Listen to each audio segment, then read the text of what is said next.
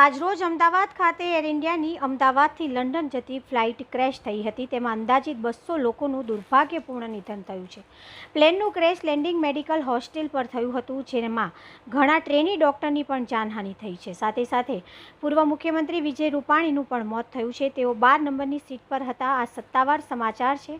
આ દુઃખદ પ્રસંગે સરદાર વલ્લભભાઈ પટેલ પાર્ટી પોતાના કડી વિધાનસભા ખાતેના પ્રચાર પ્રસારનો કાર્યક્રમ 2 દિવસ માટે રદ કરે છે અને આ ઘટનામાં મૃત્યુ પામેલા તમામ લોકો માટે હૃદયના ઊંડાણથી સંવેદના વ્યક્ત કરે છે. મૃત્યુ પામેલા તમામ લોકોના પરિવાર માટે પણ સાંત્વના વ્યક્ત કરે છે. સરદાર વલ્લભભાઈ પટેલ પાર્ટી આ દુઃખદ પ્રસંગે પીડિત પરિવારોની સાથે છે. પરમાત્મા આ દુર્ભાગ્યપૂર્ણ ઘટનામાં હતાહત થયેલા તમામ લોકોને આ દુઃખ સહન કરવાની શક્તિ આપે એવી અભ્યર્થના વ્યક્ત કરે છે. સરદાર વલ્લભભાઈ પટેલ પાર્ટીના રાષ્ટ્રીય પ્રવક્તા સંજયભાઈ કોહલી, પ્રદેશ સહમંત્રી રાકેશભાઈ પટેલ, પ્રદેશ અધ્યક્ષ કલ્પેશભાઈ પારેખ તેમજ કડી વિધાનસભાના સરદાર વલ્લભભાઈ પટેલ પાર્ટીના ઉમેદવાર કમલેશ મકવાણાએ આ પ્રસંગે દુઃખ વ્યક્ત કર્યું હતું.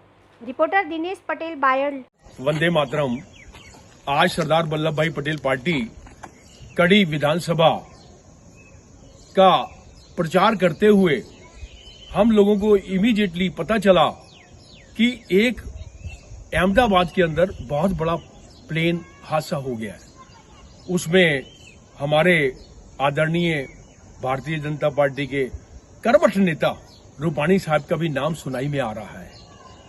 आज सरदार वल्लभभाई पटेल पार्टी अपना कैंपेनिंग यहीं पे रोकती है और वो 242 यात्रियों के लिए प्रार्थना करती है कि जो शख्स उसमें जीवित बचा है उसके लिए हम प्रार्थना करते हैं और जो भगवान को प्यारे हो चुके हैं उनकी आत्मा के लिए हम शांति मांगते हैं। सरदार वल्लभभाई पटेल पार्टी सदैव इस भारतीय जनता पार्टी के जो कर्मठ नेता रूपाणी साहब बहुत कर्मठ नेता थे, उनको सरदार वल्लभभाई पटेल पार्टी की तरफ से बहुत बहुत बहुत बहुत बहुत बहुत आंखें नम हो रही हैं।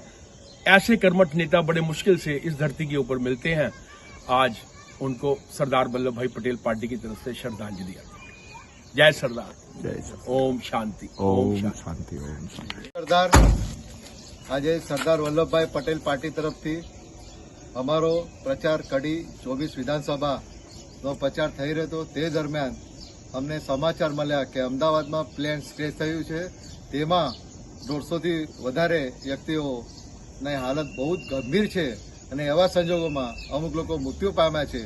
તેથી અમે આજે અમારી સરદાર વલ્લભભાઈ પટેલ પાર્ટીની જે અમારા કડી વિધાનસભાના ઉમેદવાર છે કમલેશભાઈ મકવાણા, તેમની જે આજે અમારી પ્રચારની જે પ્રક્રિયા હતી, સાંજના જે અમે 10-15 ગામો ફરવાના હતા તે અમે નિલંબિત કરીને આજે જે આ દુઃખદ ઘટના જે અમદાવાદ શહેરમાં પ્લેન ક્રેશ થયું છે તેની સરદાર વલ્લભભાઈ પટેલ પાર્ટી તરફથી જે દુર્ઘટનામાં જે મૃત્યુ પામ્યા છે તેમને ભાવપૂર્ણ શ્રદ્ધાંજલિ તેમજ આજની અમે જે અમારી પ્રચાર રેલી છે તે અમે નિલંબિત કરીએ છીએ.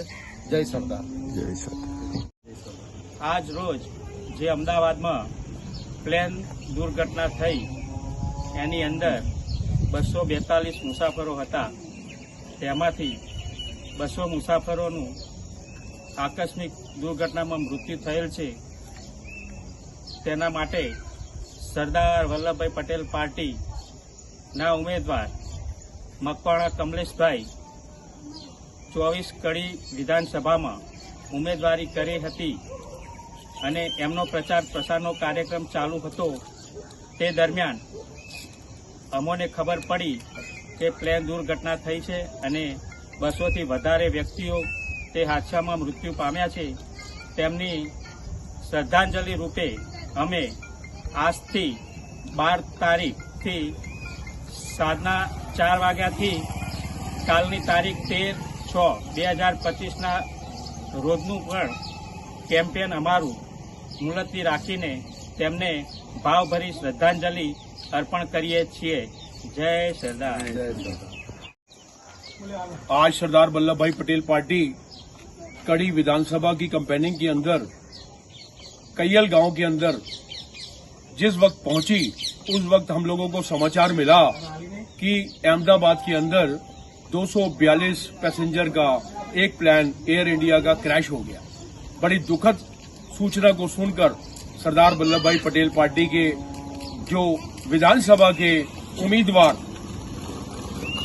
विधानसभा के उम्मीदवार कमलेश भाई मकवाना, जिनकी कैंपेनिंग कड़ी क्षेत्र से हो रही थी, सरदार वल्लभ भाई पटेल इस हादसे के ऊपर अपना बहुत दुख जाहिर करता है और अपनी कैंपेनिंग को इस हादसे को देखते हुए 2 दिन के लिए ये कैंपेनिंग स्थगित करते हैं और जितने भी दर्दनाक हादसा जहां जहां हुआ है उन सबको शत शत नमन करते हैं।